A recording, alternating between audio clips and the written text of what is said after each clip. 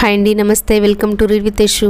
నిన్నటి భాగంలో శివుడి వీర్యాన్ని అగ్ని ఎలా ఎందుకు స్వీకరించింది, దానివల్ల ఋషిపత్నులు ఎలా గర్భవతులైంది చదువుకున్నాం.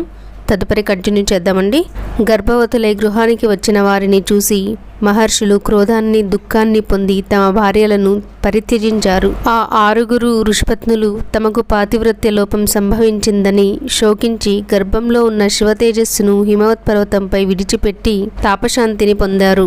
హిమవంతుడు దానిని సహింపలేక వణికిపోయి వెంటనే గంగలోకి పడవేశాడు. జాహ్నవి దానిని భరింప అసమర్థురాలై తన తరంగ హస్తాలతో రెల్లుగడ్డి ఎందు భద్రంగా ఉంచింది.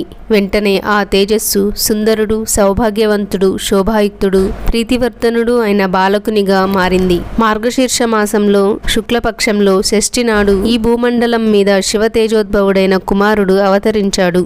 అదే సమయంలో కైలాసంలో పార్వతీ పరమేశ్వరులు అనిర్వచనీయము, అఖండము, అద్భుతము, అనంతము, అద్వయము అయిన సుఖప్రాప్తిని పొందారు. జగన్మాత మాతృభావనను పొందగా పాలిండ్లు పాలచేపున గిలగింతలయ్యాయి. ఆ బాలకునిపై బృందారకులు పుష్పవృష్టిని కురిపించారు. ఆ సమయంలో అస్త్ర విద్యా పారంగతుడైన విశ్వామిత్రుడు విధిచోదితుడై అక్కడకు వచ్చాడు. తేజశాలి అయిన శివకుమారుని అలౌకిక ప్రకాశాన్ని చూసి ఆశ్చర్యంతో నమస్కరించాడు.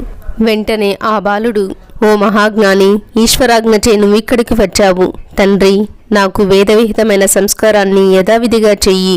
ఈనాటి నుండి నువ్వు నాకు పురోహితుడవై లోకపూజ్యుడు అవుతావు అని కోరాడు.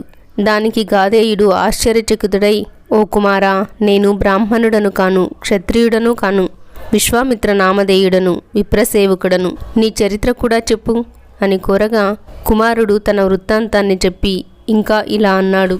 ఓ గాధేయ, నా వరంచే బ్రహ్మర్షివయ్యావు. వశిష్ఠాది మహర్షులు నిన్ను ఆదరంతో ప్రశంసిస్తారు. నా ఆజ్ఞను పాటించి నాకు సంస్కారం చెయ్యి. ఈ విషయాన్ని గోప్యంగా ఉంచు. విశ్వామిత్రుడు అమితానందంతో ఆ బాలునికి వేదోక్త సంస్కారాన్ని నెరవేర్చగా శివకుమారుడు ఆయనకు దివ్యజ్ఞానాన్ని గురుదక్షిణగా ప్రసాదించాడు. తర్వాత హవ్యవాహనుడు అచటికి వచ్చి ఆ బాలుని పుత్రా అని ఆలింగన పురస్సరంగా ముద్దాడి శక్తి అనే ఆయుధాన్ని సమంత్రంగా ఇచ్చాడు.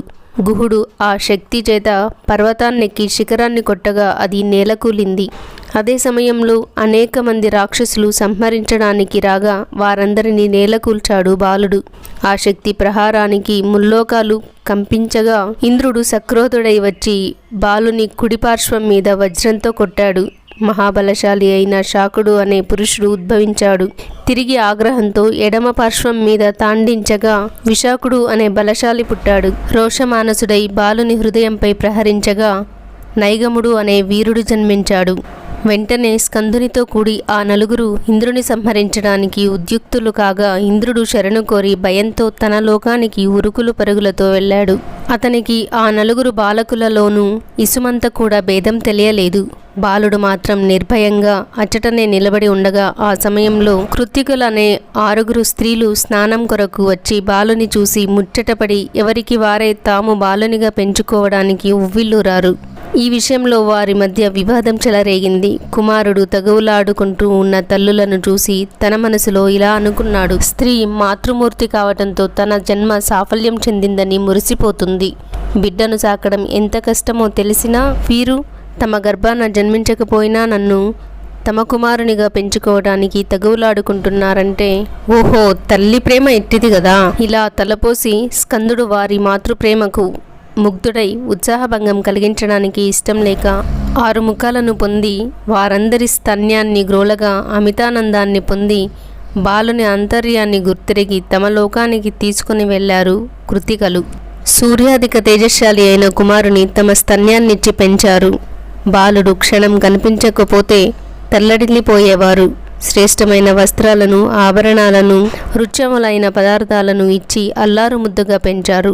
ఆ తల్లులకు ప్రాణాధిక ప్రేమాస్పదుడయ్యాడు ఆ బాలుడు. తర్వాత ఒకనాడు ఆ బాలుడు దేవసభకు వెళ్లి తన లీలలను ప్రదర్శించగా హరిబ్రహ్మాది దేవతలు దిగ్భ్రమ చెంది కుమారుని వివరాలడిగారు.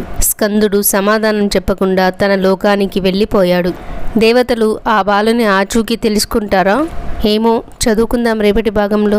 ఈ వీడియో మీకు నచ్చినట్లయితే లైక్ చేసి కామెంట్ చేయండి. ఇలాంటి వీడియోలు చూస్తారు, వింటారు అనే వాళ్ళకి షేర్ చేసి సబ్స్క్రైబ్ చేసుకోండి. Thank you for watching. సర్వం ఉమామహేశ్వర పాదార్పణం.